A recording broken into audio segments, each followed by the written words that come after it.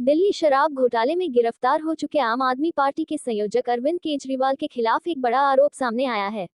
खालिस्तानी आतंकवादी गुरपतवंत पन्नू ने एक वीडियो में कहा है कि खालिस्तानियों ने आम आदमी पार्टी को 133 करोड़ रुपए की फंडिंग की है। उन्होंने खालिस्तानियों के संगठन से करोड़ों रुपए चंदा लेने का आरोप लगाया है। पन्नू ने कहा कि केजरीवाल ने खालिस्तानियों से मिलकर 1993 दिल्ली ब्लास्ट के आरोपी आतंकी देविंदर पाल सिंह भुल्लर को छोड़ने का वादा किया था। इस खुलासे के बाद केजरीवाल के खिलाफ जांच में अब राष्ट्रीय जांच एजेंसी NIA की भी एंट्री हो सकती है। सुरक्षा एजेंसियों को आतंकवादियों से फंडिंग के मामले में गहन करना चाहिए। इस बड़े आरोप के संबंध में राष्ट्रीय जांच एजेंसी की भी एंट्री होने की संभावना है। मुनीश रायजादा ने भी केजरीवाल के खिलाफ खुलासे किए हैं। उन्होंने कहा कि केजरीवाल की न्यूयॉर्क यात्रा के दौरान उन्होंने खालिस्तानियों से मिलीभगत की वादा खिलाफी की है।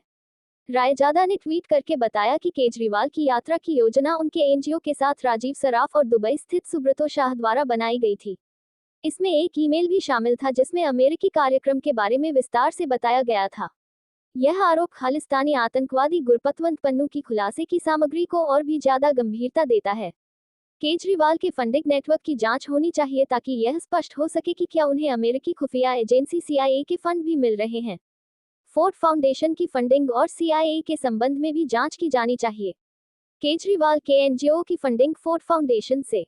जनवरी 2000 में अरविंद केजरीवाल और मनीष सिसोदिया ने एक एनजीओ संपूर्ण परिवर्तन उर्फ परिवर्तन शुरू किया। इसकी शुरुआत ट्रांसपेरेंसी इंटरनेशनल की मदद से की गई थी, लेकिन ट्रांसपेरेंसी इंटरनेशनल को फंडिंग कौन कर रहा था? फंडिंग कर रहा था फोर्ड फाउंडेशन और deep state agent George Soros. America जिस तरह से खालिस्तानी आतंकवादी गुरपतवंत सिंह पन्नू का बचाव करती है, उससे भी साफ है कि पन्नू उसका एसेट है। क्या भारत में भी अमेरिकी खुफिया एजेंसी CIA के एसेट हैं?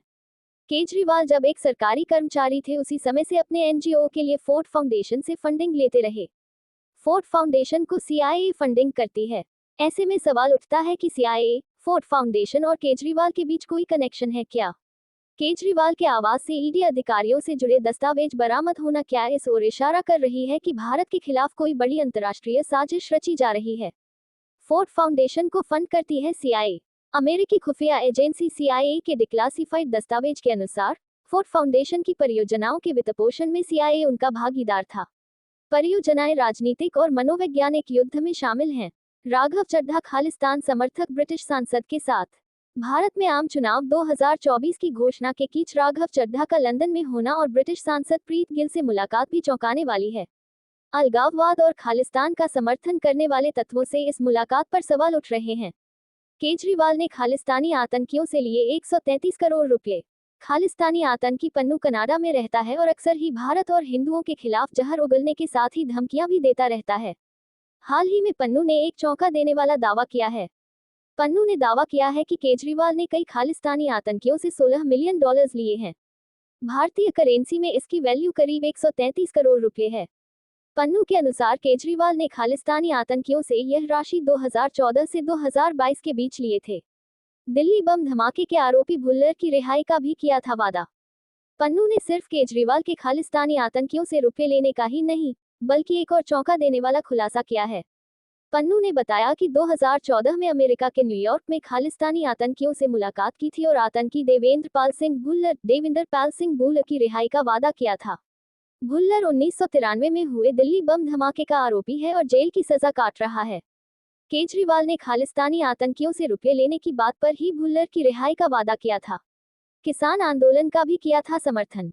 गौरतलब है कि केजरीवाल ने भारत में हुए 2020-21 किसान आंदोलन के दौरान किसानों की मांगों को जायज बताते हुए केंद्र सरकार का विरोध और किसानों का समर्थन किया था। इस किसान आंदोलन में भारत के खिलाफ दुनिया भर में नफरत फैलाने का काम किया गया था और खालिस्तानियों ने जमकर इसके लिए फंडिंग भी की थी। ऐसे में ये कहना गलत नहीं होगा कि इस दौरान खालिस्तानियों के कहने पर ही केजरीवाल ने किसान आंदोलन का समर्थन किया था। पंजाब चुनाव में आम आदमी पार्टी की जीत में भी हो सकती है खालिस्तानी भूमिका।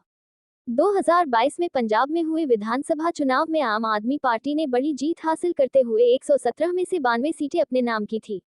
पंजाब में कई खालिस्तान समर्थक एक्टिव हैं। देश से बाहर रह रहे खालिस्तानियों का भी पंजाब से कनेक्शन है। पंजाब में आम आदमी पार्टी की सरकार के आने के बाद से ही पंजाब के साथ ही कुछ अन्य देशों में भी खालिस्तानी गतिविधियां बढ़ गई हैं। ऐसे में इस पंजाब चुनाव में आम आदमी पार्टी की जीत के पीछे खालिस्तानियों के समर्थन की संभावना से भी इनकार नहीं किया जा सकता।